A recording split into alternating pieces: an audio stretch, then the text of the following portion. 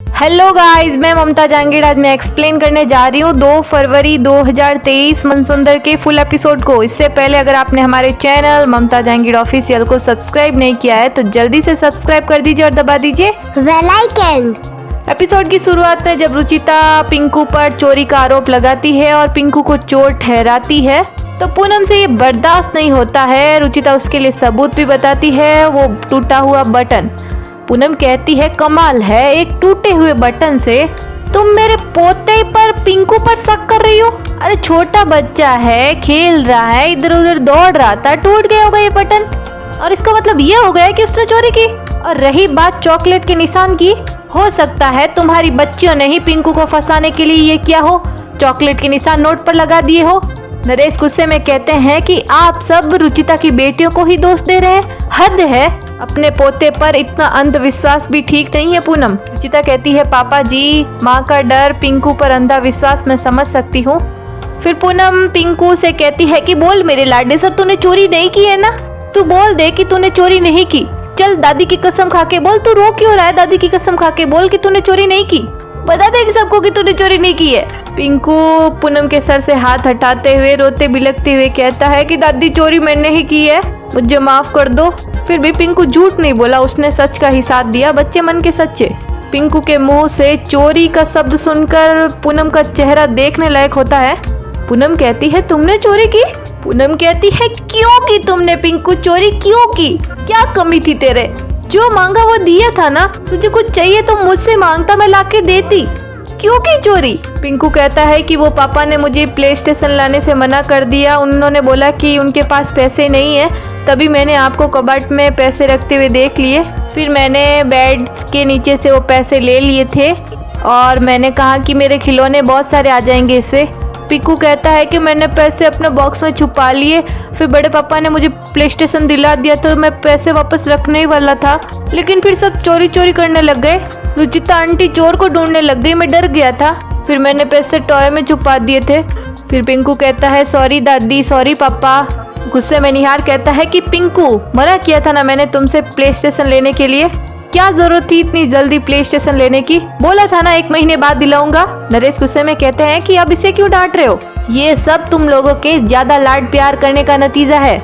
पूनम अपने पोते के लाड प्यार में उसकी परवरिश करना भूल गई आप, उसे सही गलत की पहचान कराना भूल गई। आज ये हालत हो गई है इस लड़के की कि इसे बस अपनी जिद पूरी करने से मतलब है, चाहे वो कैसी भी हो, इसके लिए कुछ भी कर सकता है, ये चोरी भी, और इसकी ये चोरी में इसका दोष कम आपका, प्रतीक का और निहार का है। और पूनम आप रुचिता की परवरिश पर सवाल उठा रही है, बल्कि आपको सीखना चाहिए रुचिता से कि बच्चों की परवरिश कैसे की जाती है। रुचिता की बेटियों का एक बूंद भी पिंकू में नहीं, और अगर ऐसा ही चलता रहा कि आज पिंकू ने अपने ही घर में चोरी की, पता नहीं कल कहीं और जाकर चोरी कर ले, और तब हम क्या करेंगे। बच्चों की आदतें बिगड़ते देर नहीं लगती, अभी भी वक्त है, सुधर जाइए और इसे भी सुधारिए। पूनम फिर पिंकू को डांटते हुए कहती है कि अपनी दादी को दादू से डांट खिलाने के बाद मिल गई तुम्हें तसल्ली। अरे कौन सी कमी रखी थी मैंने तेरे लिए, जो चाहिए था मुझसे कहता, मैं कहीं से भी लाकर देती, तुझे लाकर देती मैं, चोरी करने की क्या जरूरत थी पिंकू, जी तो करता है तुझे एक थप्पड़ मारूं। पूनम पिंकू पर हाथ उठाने वाली होती है, इतने में सब लोग रोक देते हैं पूनम को और पिंकू मुंह फाड़ फाड़ के रोने लगता है। इसके बाद पूनम चली जाती है अपने कमरे में और निहार पिंकू से कुछ कहने ही वाला होता है तो दिशा आड़ी आते हुए कहती है कि बस कोई कुछ नहीं कहेगा मेरे बेटे से। दिशा कहती है कि पिंकू बेटा तुम्हारी मम्मा आ गई ना, अब कुछ नहीं कहने देगी किसी को, कोई कुछ नहीं कहेगा आपसे। फिर दिशा सोचती है कि आज रुचिता की वजह से आंटी ने पिंकू पर हाथ उठाया, जल्द से जल्द कुछ करना होगा जिससे ये रुचिता अपनी बेटियों के साथ घर से बाहर चली जाए। फिर इधर सारा मामला ठंडा हो जाता है, पिंकू अपने कमरे में जा ही रहा होता है, इतने में रूही जूही पिंकू के साथ मजाक करते हुए हंसती है उस पर। इतने में रुचिता आ जाती है और कहती है रूही जूही किस पर हंस रहे हो आप। तो जूही कहती है कि मम्मा पिंकू ने हमें इतना परेशान किया तो देखो हमने उसके साथ क्या किया। एक्चुअली रूही जूही ने पेपर पर लिखा पिंकू चोर है और उसकी पीठ पर चिपका दिया ये। गुस्से में रुचिता कहती है कि किसने किया ये, तो रूही जूही कहती है हमने। रुचिता पिंकू से कहती है पिंकू बेटा रुको, और पिंकू के पीठ के पीछे से वो पोस्टर हटाकर रुचिता फाड़ देती है। रुचिता रूही जूही को डांटते हुए कहती है कि क्यों किया आपने इतना घटिया मजाक, पिंकू ने गलती की है इसका मतलब ये नहीं कि वो चोर है। पूनम भी वहीं से गुजर रही होती है, पूनम भी ये सब कुछ सुन रही होती है।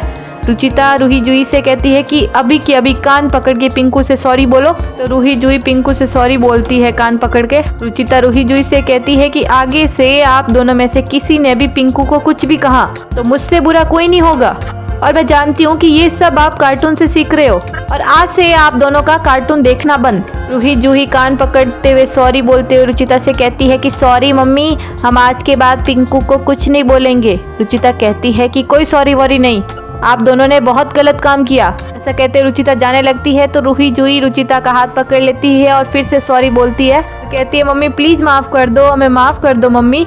तो रुचिता कहती है अच्छा ठीक है, आगे से फिर से कभी ऐसा मत करना। चलो आप दोनों जाकर खेलो, अब मैं पिंकू से मिलकर आती हूँ, ओके। रुचिता पिंकू के पास जा ही रही होती है, इतने में रुचिता के पास मैसेज आता है। एक्चुअली नरेश ने रुचिता को मैसेज किया है, उसे नीचे बुला रहे हैं। इधर पिंकू अपना बैग तैयार कर रहा है और कहता है कि मैं घर छोड़ के जा रहा हूँ। दादी ने मेरे ऊपर हाथ उठाया, डैडी ने भी गुस्सा किया, मुझसे कोई प्यार नहीं करता, कट्टी करके चला जाऊंगा मैं। रुचिता इधर नरेश के पास आती है और कहती है कि पापा जी आपने मुझे बुलाया। तो नरेश कहते हैं कि रुचिता आज पूनम ने बिना कुछ सोचे समझे तुम्हारी बच्चियों पर इल्ज़ाम लगाया, आरोप लगाया, और मेरे परिवार ने जो तुम्हारे साथ बदसलूकी की उसके लिए मैं तहे दिल से माफ़ी मांगता हूँ। रुचिता कहती है नहीं पापा जी, आपको माफ़ी मांगने की कोई ज़रूरत नहीं है, प्लीज़ आप ऐसा मत कहिए। नरेश कहते हैं कि ठीक है, मेरा सॉरी नहीं तो मेरा थैंक यू एक्सेप्ट कर लो। रुचिता कहती है थैंक यू। नरेश कहते हैं कि निहार ने मुझे सब बता दिया, तुमने उसके डिज़ाइंस बनवाने में हेल्प की थी बेटा, उस डिज़ाइंस की वजह से हमारी ये डील बहुत बड़ी हो गई, इसलिए थैंक यू सो मच बेटा। रुचिता कहती है नहीं पापा जी, जो सीखा है आपसे ही सीखा है। नरेश कहते हैं क्या ही सीखा है बेटा, मैंने एक अच्छे खासे टैलेंट को गृहस्थी में उलझा कर रख दिया और वहाँ पर भी तुम्हें कोई सुख नसीब नहीं हुआ। ऊपर खड़ी रीतू और दिशा ये सब बातें सुन रही होती है। नरेश कहते हैं एनीवेज तुमने जो डिज़ाइंस बनाने में मदद की तो उसके लिए छोटा सा तोहफा है, वो एक्सेप्ट कर लो। रुचिता कहती है ये क्या है पापा जी। नरेश कहते हैं कि बेटा मैं चाहता हूँ कि तुम जयपुर में भी अपना कारोबार बढ़ाओ, उसके लिए मेरी कंपनी तुम्हें फंड करेगी। रुचिता के लिए इतना प्रेम भाव देखकर पूनम थोड़ी अंदर ही अंदर जल रही होती है। रुचिता कहती है नहीं पापा जी, मैं ये नहीं ले सकती। नरेश कहते हैं देखो बेटा, अगर तुम्हारा एक बार बिजनेस सेटअप हो जाए फिर तुम अपनी बच्चों के साथ जहाँ जाओ जा सकती हो, मैं तुम्हें नहीं रोकूंगा। निहार कहता है कि ये तुम्हारे लिए बहुत ही अच्छी बिजनेस अपॉर्चुनिटी है रुचिता, प्लीज इसे एक्सेप्ट कर लो। रुचिता कहती है नहीं पापा जी, मैं ये कैसे ले सकती हूँ, आपने तो मुझे कुछ ज्यादा ही सम्मान दे दिया, मुझे तो बस छोटा मोटा काम आता है, छोटी मोटी डिजाइन्स बना लेती हूँ मैं। नरेश कहते हैं बिजनेस छोटे से ही शुरू होता है बेटा। रुचिता कहती है लेकिन पापा जी मैं जहाँ रहती हूँ वहाँ पर मेरा सेटअप है ऑलरेडी। नरेश कहते हैं बेटा उस बिजनेस को बड़ा बनाओ बेटा, जब बिजनेस बड़ा होगा तभी तो लंबा चलेगा। रुचिता कहती है लेकिन मैंने जयपुर के बारे में कुछ सोचा नहीं है, अगर आप इतना कह रहे हैं तो मैं आपको सोचकर बता दूंगी, लेकिन मुझे थोड़ा सा वक्त चाहिए। नरेश कहते हैं ठीक है बेटा, सोच समझकर फैसला लेना, तुम चाहो तो अपने पति से भी मसला हल कर सकती हो। अब रुचिता का बेचारी का कहाँ पति, उसका तो सब कुछ निहार ही था जो अब किसी और का है रुचिता की नज़रों में। रुचिता के साथ इतनी बड़ी बिजनेस डील से दिशा की आंखें बाहर आ जाती है। रीतू फिर से दिशा के कान भरते हुए कहती है कि पापा जी ने रुचिता को फिर से जयपुर में परमानेंटली रोकने का प्लान बना लिया है, लगता है दिशा अब तुम्हारे जाने का टाइम आ गया है। गुस्से में दिशा वहाँ से चली जाती है और रीतू सोचती है कि दिशा कुछ कर क्यों नहीं रही है। अगर निहार भैया और रुचिता की नजदीकी ऐसे ही बढ़ती रही तो वो दिन दूर नहीं कि चिट्ठी का सच बाहर आ जाएगा और फिर मेरा पूरा परिवार टूट जाएगा। मैं ऐसा हरगिज नहीं होने दूंगी, कुछ करना होगा। इधर रुचिता पिंकू के दरवाजे को नॉक कर रही होती है और कहती है पिंकू बेटा मैं आपके लिए कपकेक्स लेकर आई हूँ। कोई रेस्पॉन्स नहीं आने की वजह से रुचिता कमरे में आती है और पिंकू को आवाज लगाती है, लेकिन पिंकू कहीं नजर नहीं आ रहा होता है। इतने में रुचिता देखती है कि किसी चार्ट के ऊपर लिखा है कि मैं घर छोड़कर जा रहा हूँ, जिसे देखकर रुचिता हक्की बक्की रह जाती है। रुचिता पढ़ती है और बहुत ही दुखी होती है। चिल्लाते हुए रुचिता सब घर वालों को इकट्ठा करती है। रुचिता पिंकू पिंकू चिल्लाती है, इतने में सब घर वाले आ जाते हैं और दिशा रुचिता से कहती है कि क्या है, मेरे बेटे को इतना डांटने से चैन नहीं मिला जो आप चिल्ला रही हो। रुचिता कहती है कि नहीं वो मैं पिंकू के रूम में उसको मनाने के लिए गई थी तो मुझे ये लेटर मिला। दिशा रुचिता से वो लेटर छीनते हुए देखती है और पढ़ती है, जिसे पढ़कर दिशा बहुत ही घबरा जाती है और सब घर वाले भी। पूनम कहती है नहीं नहीं, ऐसे कैसे घर छोड़कर जा सकता है, यही कहीं घर में ही होगा, छुप गया होगा। दिशा कहती है कहाँ गया मेरा बेटा पिंकू। निहार कहता है कि मैं गार्डन में देख कर आता हूँ। प्रतीक कहता है मैं बाकी रूम में देख कर आता हूँ। निहार और प्रतीक पूरे घर में पिंकू को ढूंढते हैं लेकिन पिंकू कहीं नहीं मिलता। पिंकू के ना मिलने से पूनम बहुत भड़क जाती है और तड़कती हुई कहती है कि ये सब तुम्हारी वजह से हुआ है रुचिता, तुमने सबको पिंकू के खिलाफ कर दिया, इसीलिए गुस्से में वो घर छोड़कर चला गया होगा। सिर्फ तुम्हारी वजह से मैंने पहली बार अपने पोते पर हाथ उठाया रुचिता। तुमने सबके सामने उसे चोर कहकर जलील किया। तुम्हारी बेटियों ने उसकी पीठ पर चोर का पोस्टर चिपकाया।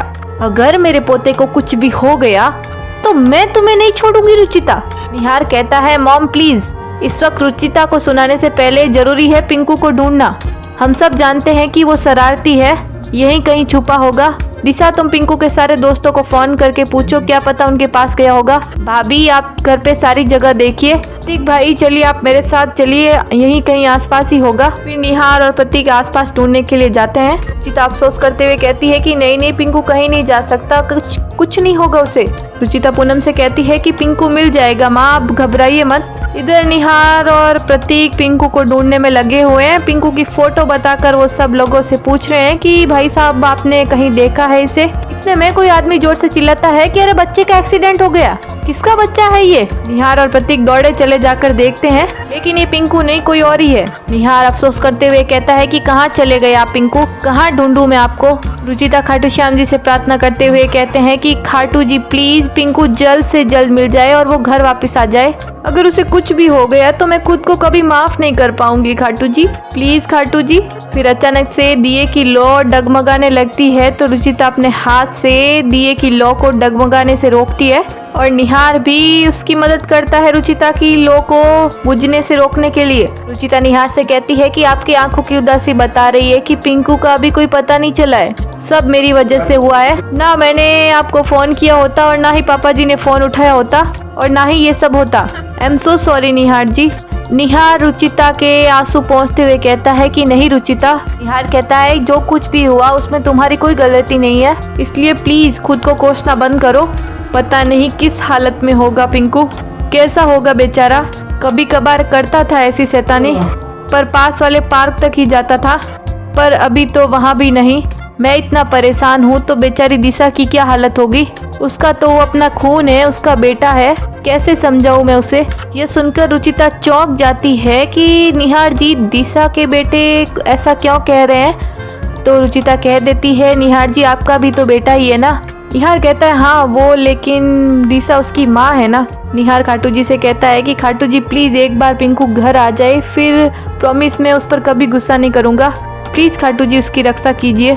इधर रूही जूही आपस में बात करते हुए कहती है कि हमने पिंकू के साथ बहुत घटिया मजाक किया, इसलिए वो घर छोड़कर चला गया। हमने बहुत बैड किया जूही। जूही कहती है कि रूही मम्मी ने कहा है कि गलती पर कभी पछतावा नहीं करते, उसको सुधारना चाहिए, इसलिए हम पिंकू को ढूंढकर अपनी गलती सुधारेंगे। रूही कहती है लेकिन हम उसे ढूंढेंगे कैसे। जूही कहती है जैसे हम हाइड एंड सीक खेलते हैं तब हम एक दूसरे को ढूंढते हैं ना, वैसे ही अब हम वैसे ही पिंकू को ढूंढेंगे। जूही कहती है मैं इधर जाती हूँ और तू इधर जा। रूही जूही पिंकू को ढूंढने में लग जाती है। रूही जूही को पिंकू को ढूंढते हुए देखकर दिशा रूही जूही को देख लेती है। दिशा रूही जूही को देख रही होती है। इधर निहार खाटू श्याम जी के आगे माथा टेकता है। रुचिता निहार से कहती है निहार जी खुद को संभालिए।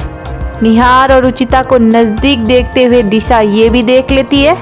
रुचिता कहती है कि अगर आप ऐसे कमजोर पड़ जाएंगे तो माँ और दिशा को कौन संभालेगा।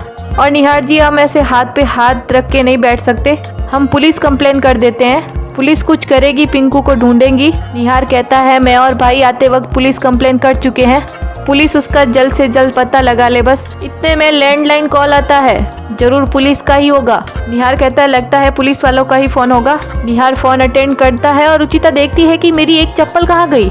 इधर पूनम अपनी लाडे सर अपने लाडले पोते की फोटो देख रही होती है और पिंकू को डांटते हुए पूनम बहुत ही पछतावा कर रही होती है कि मैंने कभी मेरे लाडे सर को नहीं डांटा। और पूनम अफसोस करते हुए कहती है कि पिंकू अपने दादी से तो इतना दूर हो गया कि तू घर छोड़कर चला गया, कहाँ गए तुम मेरे बच्चे।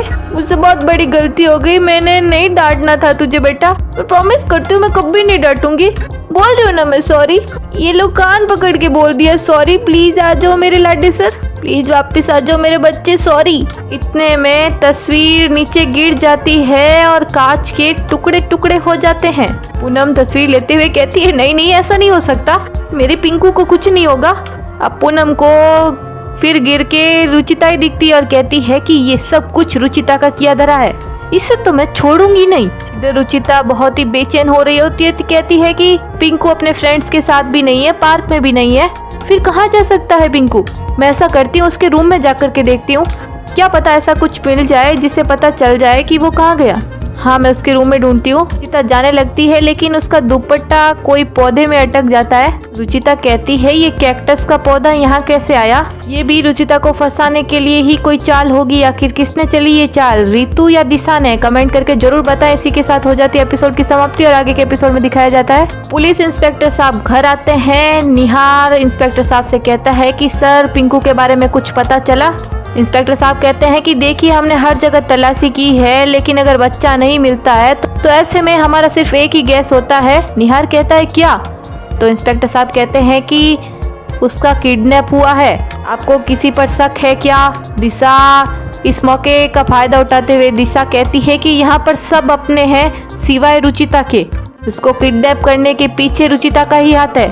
अच्छा तो दिशा ने ही चली होगी रुचिता को फंसाने के लिए चाल, इसलिए उसने कैक्टस का पौधा रख दिया था पिंकू के रूम के आगे, जिस वजह से रुचिता का दुपट्टा फटकर उस कैक्टस के पौधे में अटक गया था ताकि सबूत मिलने पर रुचिता पर ही शक हो। और रुचिता की एक चप्पल गायब हो गई थी, वो भी शायद उसके कमरे में इधर उधर होगी। अब पुलिस का शक पूरा का पूरा रुचिता पर जाएगा। अब क्या रुचिता को इंस्पेक्टर साहब बंदी बनाकर ले जाएंगे या नहीं, देखते हैं अगले वीडियो में। आज के लिए इतना ही। अगर हमारा वीडियो आपको अच्छा लगे तो प्लीज प्लीज प्लीज लाइक करें, कमेंट करें, शेयर करें। चैनल पर पहली बार आए तो चैनल को सब्सक्राइब करना ना भूलें। Thanks for watching.